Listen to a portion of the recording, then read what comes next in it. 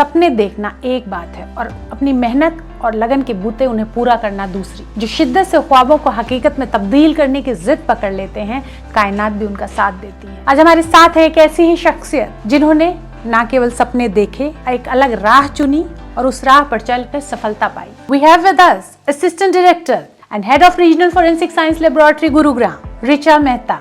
ऋचा मेहता जिन्होंने अपने सपनों को हकीकत में बदलकर ये साबित कर दिया कि अगर इरादे मजबूत हों, कठिन से कठिन राहें भी आसान हो जाती हैं। कैसे उन्होंने इस फील्ड में अपनी जगह बनाई, किस तरह की चुनौतियां आई, महिलाओं के सशक्तिकरण और अधिकारों पे उनके क्या विचार हैं, एक प्रोफेशनल और एक महिला अधिकारी के रूप में समाज में महिलाओं के लिए क्या किया, आइए उन्हीं से सुनते हैं सफलता, संघर्ष और सामंजस्य तक की कहानी। ऋचा जी नमस्कार, स्वागत है आपका गुरुग्राम मिरर के इस मंच पर।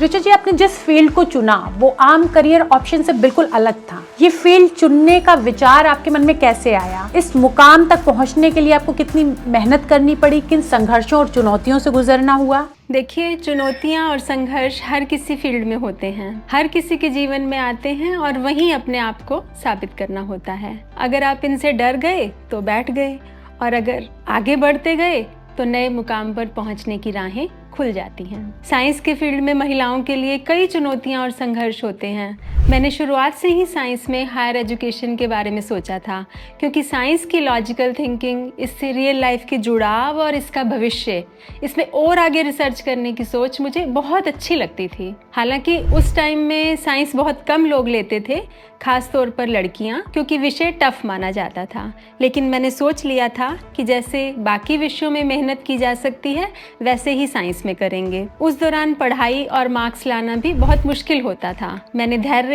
और मेहनत का साथ नहीं छोड़ा। जैसे एक जिद थी कि अपने आप को सिर्फ अपने लिए ही साबित नहीं करना है, बल्कि और मेरी ही जैसी लड़कियों के लिए जिन्हें साइंस अच्छी लगती थी लेकिन वो डरती थी कि कहीं परसेंटेज ना बिगड़ जाए। उस समय ये बातें बहुत मायने रखती थी, क्योंकि इतने मार्क्स भी नहीं मिलते थे। खैर, मैंने मेहनत की, लगन से काम किया और आगे बढ़ती गई। जब आपने अपने करियर की शुरुआत की तो लोगों को इस फील्ड के बारे में ज्यादा जानकारी नहीं थी, तो ऐसे में आपने अपनी राह कैसे चुनी? मेरे लिए मेरी इंस्पिरेशन और मोटिवेशन मेरे पेरेंट्स थे। उन्होंने कभी भी किसी चीज़ के लिए रोका नहीं, बल्कि मैंने जो भी चाहा उसमें उन्होंने मेरा साथ दिया, मुझ में पूरा विश्वास दिखाया। कई मौके आए जहां सामान्य घर के बच्चों को शायद उस समय उतनी छूट नहीं मिलती थी, जैसे बाहर जाकर पढ़ाई करना। यहाँ तक कि एक मौका वो भी आया कि मुझे विदेश में पढ़ने की अपॉर्चुनिटी मिली। बिना किसी डर और आशंका के मेरे पेरेंट्स ने उसी वक्त हाँ कर दी। हालांकि वो मेरा फैसला था कि अपने देश में ही कुछ बेहतर करना था। मैं अपने आप को लकी मानती हूँ कि उस समय मेरे माता पिता और शादी के बाद हस्बैंड ने बहुत साथ दिया, वरना मैं शायद आज इस पोजीशन पर नहीं होती। सबसे पहला मोटिवेशन मेरे अंदर, अपने अंदर से ही आता है।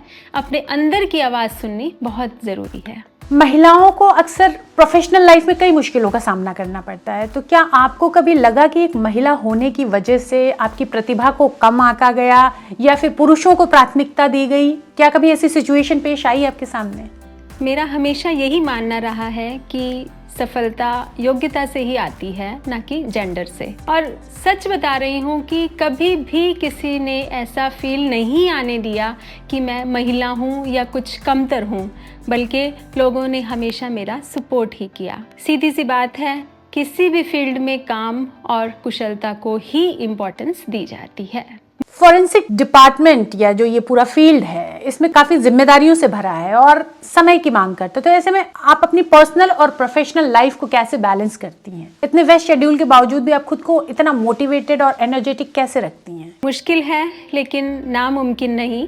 बस बैलेंस करना सीखना होता है। काम को ज़्यादा समय देती हूँ, कंफर्ट जोन में जाने के बारे में नहीं सोच सकते। जो थोड़ा वक्त मिलता है वो क्वालिटी टाइम फैमिली को देती हूँ। फ़ोन और सोशल मीडिया के बदले परिवार को वक्त देंगे तो बहुत समय मिल जाएगा। कोशिश यही होनी चाहिए कि 3 में से कम 1 मील परिवार के साथ किया जाए। बिना फ़ोन के बैठकर उन कुछ मिनटों में ही परिवार के साथ होने का एहसास लिया जा सकता है, जो पूरे दिन के लिए हमें एनर्जी दे सकता है। फॉरेंसिक क्षेत्र जो है वो महिलाओं के लिए क्या काम करता है और क्राइम अगेंस्ट वुमेन पर आपके क्या विचार हैं? Today Crime against women is a serious concern in the society. As a forensic expert, I am committed to contributing to the justice delivery system and in supporting law enforcement agencies and judicial system so that justice can be delivered to the victims. जो महिलाएं अपने career में आगे बढ़ना चाहती हैं लेकिन समाज या परिस्थितियां उन्हें रोकती हैं, उनके लिए आपका क्या संदेश होगा? यह ज़रूरी नहीं है कि शॉर्ट टर्म सक्सेस मिले, लेकिन यह ज़रूरी है कि आप निरंतर कोशिश करते रहें। सक्सेस अपने आप आपके पास आएगी। बदलते वक्त की ज़रूरत ये है कि महिलाएं अपने अधिकारों का सदुपयोग करें ताकि जो महिलाएं सचमुच शोषित या परेशान हैं उन्हें न्याय मिलता रहे। विमेंस डे पर मेरा यही मैसेज है कि पहले तो अपने इंटरेस्ट और जुनून को पहचानें, क्योंकि जो चीज़ आपको पसंद होगी उसमें बेहतर तरीके से काम कर सकेंगे। तो सभी महिलाओं को यही संदेश है कि आगे बढ़ो, मेहनत करो और खुद को लगातार निखारते रहो। आप महिला सशक्तिकरण को कैसे देखती हैं और क्या लगता है कि अभी असली सशक्तिकरण आना बाकी है और वो कैसे आएगा? महिला सशक्तिकरण व्यक्तिगत सफलता तक सीमित नहीं है, ये पूरा सिस्टम है। एक ऐसा सिस्टम जो कि महिलाओं को आगे लाकर मेन स्ट्रीम में शामिल करने और आगे बढ़ने में मदद कर सके। इसके लिए पहले एजुकेशन पर जोर देना होगा। सबसे ज़रूरी बात, समाज की मानसिकता बदलनी होगी, तभी असल मायने में एम्पावरमेंट आ सकेगी। Let's continue to work together to create a safer, more just world for women. Happy international women's day. Richa ji, आपने जो विचार हमारे साथ साझा किए वो सच में प्रेरणादायक हैं। आपकी संघर्ष यात्रा हमें सिखाती है कि अगर इरादे पक्के हों तो कोई भी मुश्किल हमें रोक नहीं सकती। आपने ये भी साबित किया कि एक महिला सिर्फ खुद के लिए नहीं बल्कि समाज के लिए भी एक मजबूत बदलाव ला सकती है। निश्चित रूप से आपकी कहानी कई लड़कियों और महिलाओं के लिए प्रेरणा बनेगी। Thank you so much for being with us today. Your words will surely ignite confidence and courage in many. अगर आपको ये इंटरव्यू पसंद आया तो इसे लाइक, शेयर और कमेंट जरूर करें। और अगर आप ऐसी ही प्रेरणादायक कहानियां देखना चाहते हैं तो हमारे चैनल को सब्सक्राइब करना ना भूलें। See you in the next inspiring conversation. Till then, keep dreaming and keep achieving.